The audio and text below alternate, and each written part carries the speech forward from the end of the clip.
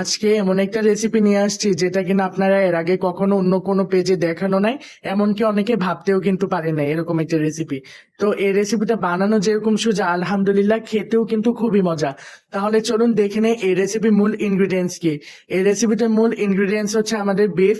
আপনারা ইচ্ছা করলে এখানে চিকেনটাও ব্যবহার করতে পারেন। আমরা কিন্তু তেল, চর্বি কিংবা রগের অংশ ছাড়া একদম পিওর যে মাংসের পিসগুলি থাকে না, সেগুলোকে নিয়েছি। তারপরে এটাকে একদম ছোট ছোট টুকরো করে নিতে হবে। তারপরে ধুয়ে নিয়ে এটাকে ব্লেন্ডার জারের মধ্যে দিয়ে দিতে হবে। এখন এটাকে একটু ব্লেন্ড করে নিব, একদম মিহি মিহি করে নিব। এই দেখেন এটা একদম মিহি ব্লেন্ড করে নিয়েছি। এখন অল্প একটু চালের গুঁড়া, অল্প একটু কর্নফ্লাওয়ার, পরিমাণ মতো লবণ, পরিমাণ মতো হলুদের গুঁড়া, পরিমাণ মতো মরিচের গুঁড়া এবং একটা ম্যাগি মশলা থেকে অল্প একটু পরিমাণ দিয়ে এটাকে মেখে নিচ্ছি। ও, আপনাদেরকে তো বলাই হয় না এটা কি।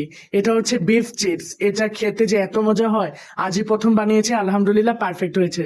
তো এখানে আরেকটু আটা এবং পানি দিয়ে এটাকে মেখে নেওয়া হচ্ছে, কেননা এছাড়া তো এটা বাইন্ডিং এর কাজটা করবে না। তারপর হাতের সাহায্যে এরকম সাইজ করে নিয়েছি পাতলা পাতলা করে।